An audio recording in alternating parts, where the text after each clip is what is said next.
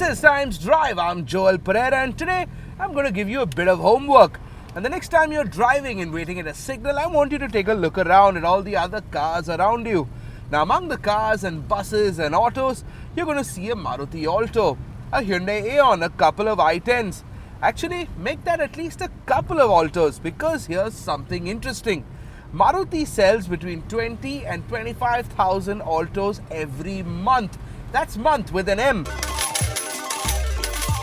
Enough, says Nissan. We want a piece of that cake and we want a big piece. Now, it's not going to be easy to dethrone some of the highest selling cars in the world, but if you need something to do it, it needs to be something like what I'm driving right now.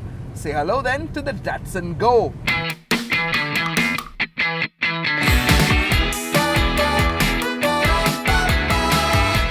Now, the Alto, the Aeon and indeed the Go are cars that exist in a category known as low compact, which is automotive marketing speak for cheap. And accordingly, most of the cars falling into this category are cheap. But worse, some of them look it. Not so with the Go. For years we've been told that small, cheap cars need to be designed like wagons because contouring and detailed bodywork costs money and the low-end buyer doesn't have that money to spend. With the Aeon, Hyundai took that principle and asked it to leave. And Datsun has taken it forward. Because what you have here is a car that feels a little schizophrenic. On the one hand, you're not in a small car like an Aeon or an Alto, meaning that you aren't feeling a bit squashed and cramped, but at the same time, this car is cut to a price, and that means some of the stuff you'd expect in a car like this, a car of this size, are missing. And since we are driving the top-end version, we don't even know what's going to be missing in the Go's base variants.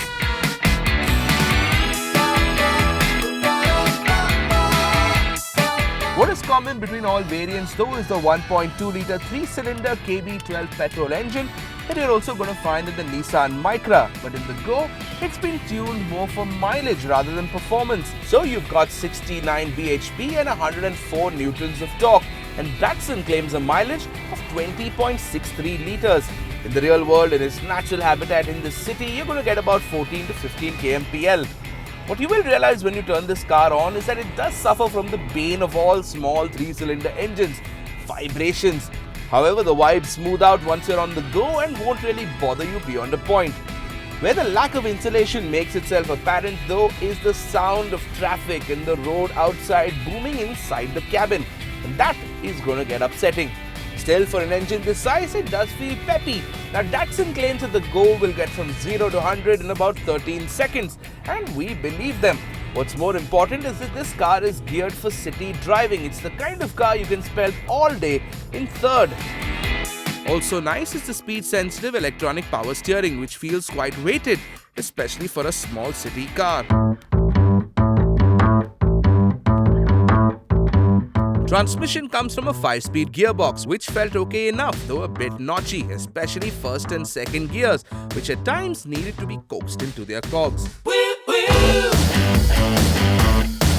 But like we said earlier, we're going to give this powertrain a passing grade despite the slight shortcomings, because honestly, it is a low-cost entry-level city car. Now, another feature of the Go that will please most people is the stability and handling of this little hatch. It's not like you're going to be out there carving corners and power sliding in your Go, but then it does not feel as bouncy as the competition. Now, having said that, don't try anything stupid in this car. There's a lot of travel in the springs and you're going to get plenty of body roll. Decent engine, decent performance, so far so good. But the one place that Nissan has really swung for the fences is the interior design and styling.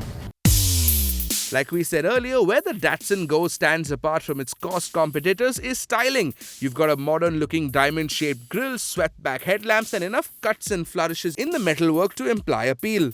On the inside too, you've got a large airy cabin that feels much larger than its rivals and a nicely laid-out dash that does not look or even feel cut-rate or cheap. One of the first things you'll see in this car is the bench-like front row, implying a third seat, but then considering that there are only 2 seatbelts in the front, Datsun insists that it's only for bags and knickknacks. Yep, let's see how that works out. On the central console, you've got the AC controls, and instead of a regular stereo, you've got something called a mobile dock, which is essentially an aux input music player with a phone holder and a USB charging point, but no radio. So far, so good. But then Datsun has made this car to a price, and there's some stuff missing that will annoy you, at the start at least. Like the absence of an external boot release, which means that if you approach the car with luggage, you need to first open the front door and use the catch from inside.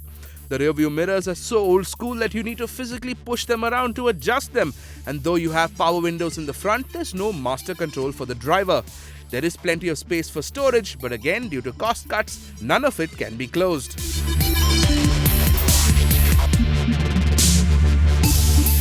And that's our complete take on the Datsun Go. Now, if you've had any interest in this car, you know that this is Nissan's low-cost car range.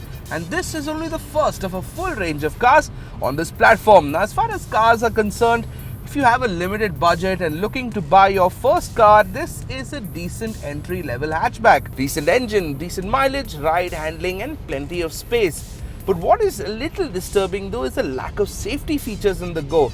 Unlike the top-end versions of other subcompact hatches, even the top-end version of the Go does not feature ABS, airbags, a wiper for the rear window or even a demister. Now, I get for the Indian customer, just owning a car is his primary concern. And if someone wanted safety features, you'd spend a little more. Trouble is, you can't do that with the Go. Now, the Go hasn't been launched yet. We got this car as part of the pre-launch media drive. We don't know what this car costs yet, but then Datsun have been saying that the Go will cost less than 4 lakh rupees for the top-end version.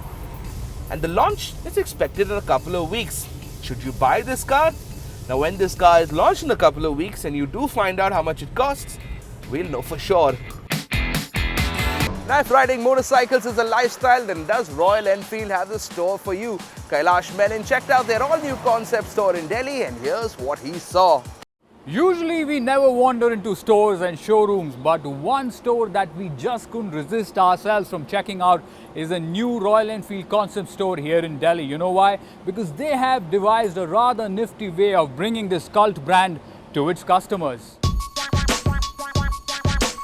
Located at the Select City Walk-in Stockade, the concept store looks and feels like an avid biker's living room. Out on display are the motorcycles and merchandise that you can buy.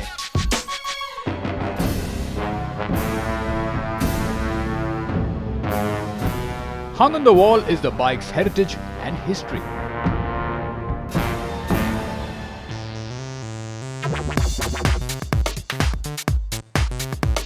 The concept store is testament to the fact that Royal Enfield has truly evolved. I was 19 when I bought my first Bullet, and back then showrooms looked nothing like this. I mean, bikes would be stacked at one corner of the showroom. There would be a sorry looking rack with a lot of brochures, and an uninterested sales guy would tend to you. But things have changed. This really is a one-stop shop for your motorcycle, your merchandise, your apparel and accessories, which is a very good thing. If you want apparel to go along with your ride, you have a wide range to choose from. Leather jackets to open and close lids, boots, buffs, bandanas, you name it and they've got it. But the best bit about the store is the architecture. You walk into the store and the first thing that you notice is the ambience and the architecture has been derived from the design DNA of Royal Enfield motorcycle itself. For example, I'm here at the Cafe Racer zones and check out these lights. They're made up of motorcycle headlamps.